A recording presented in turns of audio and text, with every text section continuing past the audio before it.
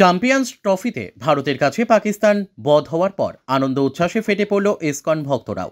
এদিন ভারত জয়ের আনন্দে কেক কেটে সেলিব্রেশন করল ইসকনের দেশি ও বিদেশি ভক্তরা। পাকিস্তানকে হারানোর আনন্দ থেকে বাদ যায়নি বিদেশি ভক্তও।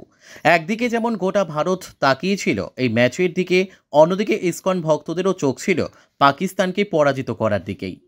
আর খেলা শুরু হতেই উচ্ছ্বাসে ফেটে পড়ল কৃষ্ণানুরাগীরা। ইসকনের কীর্তন মেলায় যোগ দিতে আসা GKD বিদেশি ভক্ত দয়াল গোবিন্দ দাসরা ক্রিকেট ময়দানে যেতে না পারলেও ভারত জয়ের আনন্দ উপভোগ করল ঘরে বসেই। শুধু তাই নয়, ম্যাচ শুরুর আগে IIT বাবা যে ভবিষ্যৎবাণী করেছিলেন পাকিস্তান জিতবে বলে, তারও কঠোর সমালোচনা করলেন ইসকনের ভক্তরা। এ বিষয়ে ইসকন ভক্ত অলয় গোবিন্দ দাস জানান, উনি কুম্ভ থেকে ভাইরাল হয়েছেন ঠিকই, কিন্তু ভারতবর্ষে বসবাস করে ভারতের খেয়ে তার এমন সমালোচনা করা ঠিক হয়নি। তিনি মানসিক বেকারগ্রস্ত কিংবা নেশাগ্রস্ত অবস্থাতে এমন কথা বলেছেন বলে জানান। Bureau report, rising Bangla. Celebrating today because India won against Pakistan in baseball, no sorry, cricket. I don't know either of them, but the bodies are happy, so I'm happy.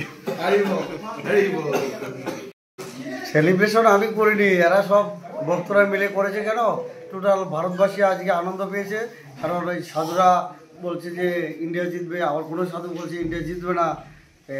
এই যে একটা সাধুদের মধ্যে প্রবাদ, আরে ভারতবর্ষ হলো ভগবানের স্থান, এখানে তো সাধুদের ওই যে কি যেন গাঁজা খাওয়ান, নেশা ফেশা সমস্ত পাল্টা বকলে হবে না। যেদিকে ভগবান থাকবে সেখানে জানে না, তারা কি বলবে? IIT পাস করলে তো হবে না, ওটা জ্ঞানের বিকাশ ঘটে, কিন্তু মনুষ্যত্বের বিকাশ ঘটে না।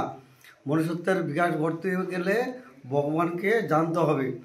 যারা ভালো বিদ্বান ওরা কোনোদিন নেশা ফেশা করে না, ওরা ভগবানের পথে থাকলে ওই বিদ্যাটা মানে। তাহলে IIT বাবা কি আজকে নেশাগ্রস্ত করে আজকে এই কথা বলেছে পাকিস্তান জিতবে? নেশাগ্রস্ত না হলে উনি একজন সাধু হয়ে কি করে বলতে পারে যে আজকে পাকিস্তান জিতবে, ভারতবর্ষ জিতবে না? ভারতবর্ষ যারা ভগবানের মানে কি বলবো ভক্ত, ওরাই জন্ম হয়েছে ভারতবর্ষে। যাদের ভারতবর্ষ জন্ম হয়েছে ওরা সারা পৃথিবীকে শাসন করছে, আর উনি ভারতবর্ষীদের মনে দুঃখ দেয় কী করে? একটা সাধু অনুমতি দিতে পারে না। ভারতবাসী একটা সাধু হিসাবে যাতে ভারতবাসী আনন্দ পায় বা পৃথিবীর সবাই যাতে আনন্দ পায়, একটা সাধুর সবসময় ওই কামনা থাকে, মানে মানুষকে আনন্দ দেওয়া হলে সাধুর কাজ। আর কি ভারত জেতাতে কতটা খুশি? খুব খুশি, আমি খুব খুশি। সে যে নিজেকে ভগবান বলছে, এটাতে আপনি কিছু বলতে চাইছেন? আরে ও ভগবান কেউ ভারতে, ভগবান তো একজন। আমাদের দেখেন, উনি বলছে নিজে ভগবান, উনি ভগবান হয়ে বলছে পাকিস্তান জিতবে। ভগবানের কথা কখনো মানে বিফল হয় না, এতে প্রবল উনি ভগবান না। আমাদের যে ইষ্ট দেবতা ভগবান শ্রীকৃষ্ণ, আমরা ওনার কাছে প্রার্থনা করেছি যাতে ইন্ডিয়া জিতে, সেটা হয়েছে, সেটা প্রমাণ হয়ে গেল উনি ভগবান। তাহলে উনি কি করে ভগবান হয়?